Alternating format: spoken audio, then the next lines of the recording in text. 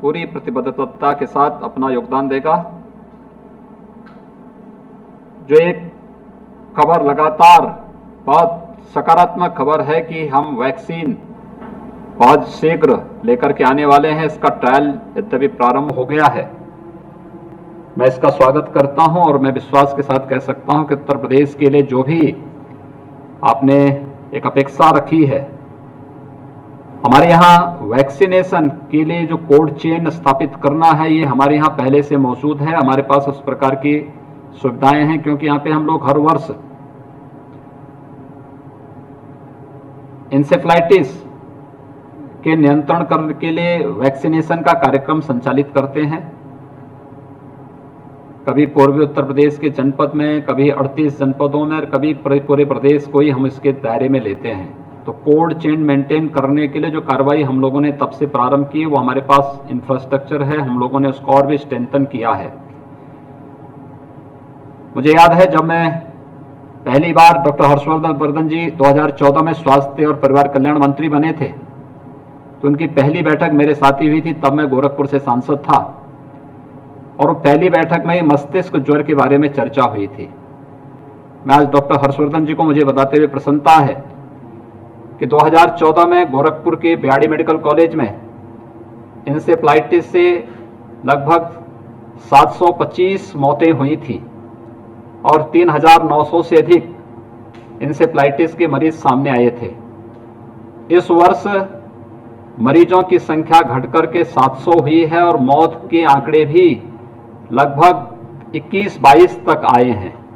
यानी इतना नियंत्रण हुआ है और ये वर्ष दर वर्ष ये संख्या घटती गई।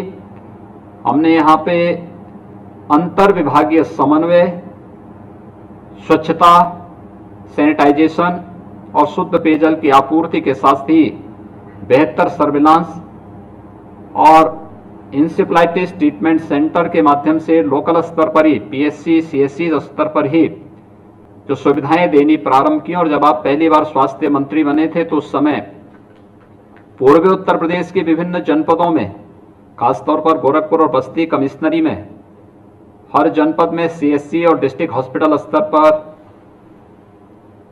मिनी पीडियाट्रिक्स के आईसीयू की स्थापना की जो कार्रवाई प्रारंभ हुई थी, वो सफलतापूर्वक संचालित करने डॉक्टर्स और पैरामेडिक्स के ट्रेनिंग के कार्यक्रम, आंगनबाड़ी और आशा वर्कर के भी ट्रेनिंग के जो कार्यक्रम हम संपन्न किए थे, उसका परिणाम रहा कि हम आज इंसेफ्लाइटिस को पूरी तरह समाप्त करने की ओर अग्रसर हैं। और यही सिलसिला चलता रहा तो अगले 1-2 वर्ष के अंदर इंसेफ्लाइटिस पूरी तरह इस क्षेत्र से समाप्त होगी। और हम लोगों का यह अनुभव कोविड-19 को नियंत्रित करने में भी काफी कारगर साबित हुआ है। अंतर विभागीय समन्वय के कार्यक्रम और ये निरंतर सिलसिला हमारा आज भी निरंतर चल रहा है। मैं एक बार फिर से आज जब हम लोग प्रयागराज में 2 महत्वपूर्ण उपलब्धियां प्रयागराज को उपलब्ध करा रहे हैं। प्रयागराज हमारे लिए आस्था की भूमि भी है और साथ साथ वह उत्तर प्रदेश और उत्तर भारत का एक शिक्षा का भी प्रमुख केंद्र होने के नाते देश की स्वाधीनता के अभियान में भी प्रयागराज का बड़ा महत्व रहा है। प्रयागराज को सुपर स्पेशलिटी ब्लॉक के रूप में 220 बेड का एक डेडिकेटेड कोविड हॉस्पिटल दिया जा रहा है, जिसमें 140 बेड तो आईसीयू के होंगे, से 80 बेड्स वहां पर आइसोलेशन के होंगे। आईसीयू के 140 बेड्स में वेंटिलेटर और एचएफएनसी की सुविधा उपलब्ध कराई जा रही है। ट्रेन्ड स्टाफ वहां पर मौजूद है, उपलब्ध कराया जा रहा है। बाकी आइसोलेशन बेड में सारी सुविधाएं उपलब्ध कराई जा रही हैं।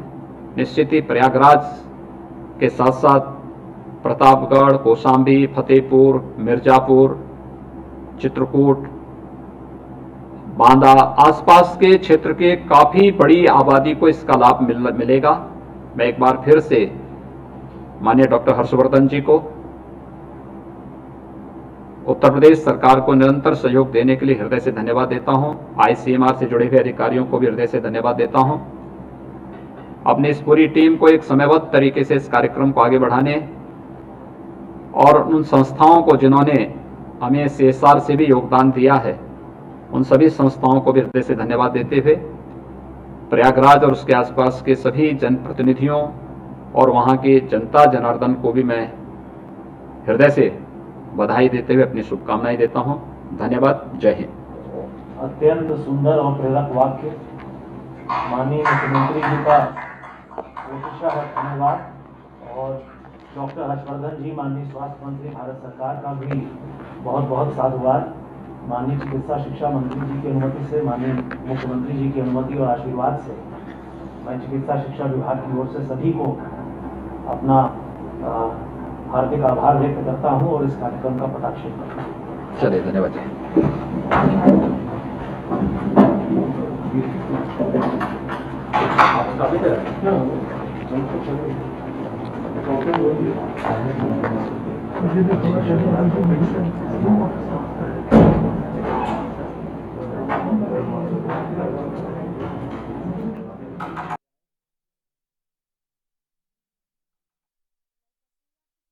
दिखा रहे हैं तस्वीरों में आप देख सकते हैं कि सीएम योगी आदित्यनाथ ने पहले तो प्रयागराज में उद्घाटन किया कोविड-19 सेंटर में। बता दें 200 बेड का यह हॉस्पिटल तैयार हुआ जिसका उद्घाटन किया, जिससे प्रयागराज में लोगों को सहूलियत मिल सके, आसपास के लोगों को सहूलियत मिल सके। वहीं सीएम योगी आदित्यनाथ का बयान भी सामने आया। उन्होंने कहा कि यूपी में कोरोना बढ़ रहा है लेकिन उस पर रोकथाम के लिए तमाम उपाय किए जा रहे हैं। यूपी में कोरोना केस बहुत कम है, बाकी राज्यों से अगर तुलना की जाए तो यूपी में स्थिति दूसरे राज्यों से बेहतर बनी हुई है। हर मुमकिन प्रयास किया जा रहा है जिससे कोरोना पर रोक लगाई जा सके। कोरोना को लेकर सरकार पूरी तरह से सतर्क है, सजग है। सीएम योगी आदित्यनाथ का ये बयान सामने आया। यूपी में कोरोना केस बहुत कम है, बाकी राज्यों से तुलना की जाए क्योंकि लगातार संक्रमितों का आंकड़ा बढ़ रहा है। ऐसे में ये देखा जा रहा है कि सबसे ज्यादा संक्रमितों का आंकड़ा महाराष्ट्र में है।